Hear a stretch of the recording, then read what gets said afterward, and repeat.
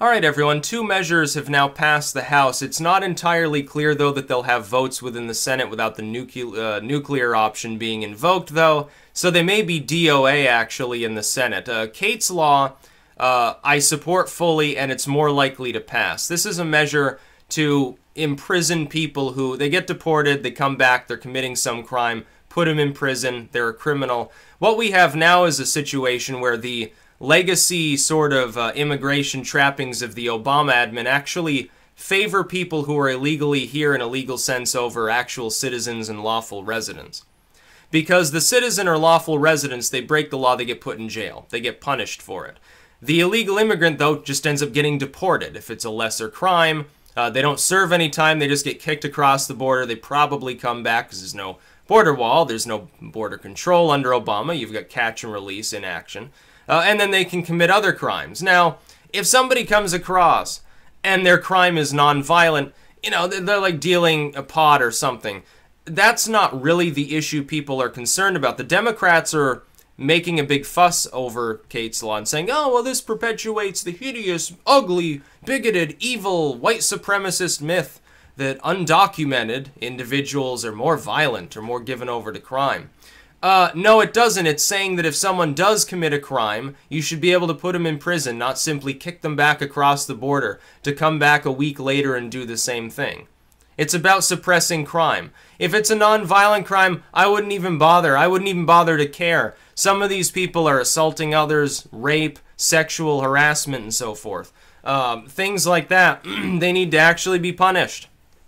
Now, if it were a native citizen, you would understand that. You'd say, oh, up against the wall, evil chauvinist, you were sexually harassing people. You sexually assaulted somebody. You were dealing heroin or something. This person needs to be taken care of. But when it's somebody who's here illegally, you want to put them in a sanctuary city and keep them here forever.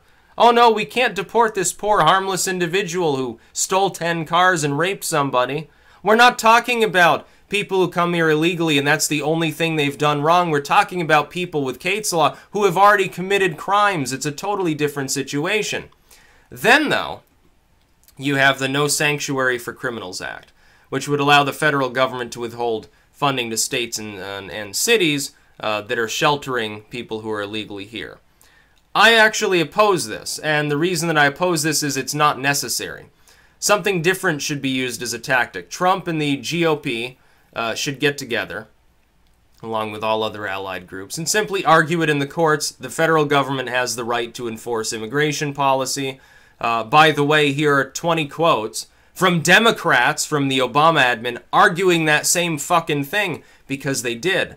And here's how you can prevail. Look, you set up the No Sanctuary for Criminals Act. The first thing that'll happen is some judge in Hawaii is going to issue an injunction. The Ninth Circuit will say it's unconstitutional. You're going to have to battle it before the Supreme Court. But you don't need to do that. It would be harder to battle that in the Supreme Court than to simply say, we have the right to do this. Federal supremacy and international borders. The states have no say. A bunch of Democrats themselves admitted this when Obama was president. Because you'll remember, back when Texas and Arizona and some of these states wanted to set up little squads to police the border because Obama basically told ICE to stand down, weakened our border defenses, and said, oh, just let them come across. If you do end up catching them, you release them. Don't put them in prison, no matter what the crime is. Don't deport them. Just let them go. Let them go back out on the streets because reasons. When Obama did that, some states tried to set up their own immigration forces. And all of the Democrats in the country cried foul and said, no, no, no, only the federal government is allowed to do things like that. They staff the borders, they deport, if they choose to deport. States and municipalities can't do that. They don't determine immigration policy with regards to people who are not citizens. They're coming in illegally or legally. That's a federal job. That's their power and responsibility. So all Trump would have to do is point that out. Oh, yeah, our political opponents argued the same thing. They used to understand this. Ha, ha, ha. Now we're saying the same and they're on the opposite side. But their argument's been weakened. See, the weakening is this. The Democrats, or rather leftists, have argued both sides. They've argued from both federal supremacy and states' rights. But the GOP on this particular issue has only ever argued federal supremacy. They've never argued states' rights. You had a few GOPers at the state level within Texas and Arizona who felt that the federal government had abandoned its duties on their borders and wanted to protect themselves. What they ended up doing was very quickly abandoning that line and going to a system where they simply told citizens, all right, the federal government's not going to help us. Private citizens can do this, though. They can detain these folks and patrol the borders. And so you have, like, the Minutemen set up on the border to protect it, which, they did generally a good job. The Democrats pretended that they were abusing everybody. In reality, they were arguably less abusive than ICE had been throughout time. So that's what Trump should do. Arguing this other case in court with a new bill is unnecessary. You already have the power to enforce immigration laws within this country. Cities and states that do not allow you to do your job in doing so, who won't cooperate with you, are guilty of fairly substantial crimes against the United States. And the officials that are supporting it probably should be in prison. Indeed, they should. Attempted treason, I would say. It's fairly cut and dry. The only reason that it's not being enforced is they don't want some of these blue states going crazy. I wouldn't worry about it. If I were Trump, I would go ahead and smack them down. I would send in federal agents. I'd say, you're going to work with them. And any problems, and it's going to be you who ends up bleeding as far as within these blue states or some of these cities. It's going to be your problem. The blood will be on your hands when we have to use lethal force to enforce the law. And you will lose because you'll be in open rebellion, and we'll mobilize the National Guard or something like that. We'll take care of the issue. And your governor, is going to be going through the court system, so enjoy that. They're not going to rise up. There'll be no blue civil war or anything like that. The Democrats back then, as states' writers before, were well-armed, back during the Civil War. They were well-armed, and they had the agricultural output and, substantial manpower. They don't have that anymore. They're all disarmed. They're not going to do shit. The state of California is not going to do shit when it gets smacked down on immigration, which they need to be. I say this as someone who says, well, some millions of these people here illegally, if they have, they've got a spouse, they've got kids or something, they've already got a job. I don't care if they stay here. I would grant them residency. Yeah, some people think I'm a sellout for suggesting that. I have no problem with these people. But if somebody has come to this country and they're committing crimes, yeah, they should be in prison. Like any citizen would be in prison for committing such crimes. What, just because they're illegal, we have to deport them? And then they come back, they get deported again. They come back, they get deported again. We never do anything about it. Yeah, if we had a border wall and we stopped doing that, 90% of the problem solves itself.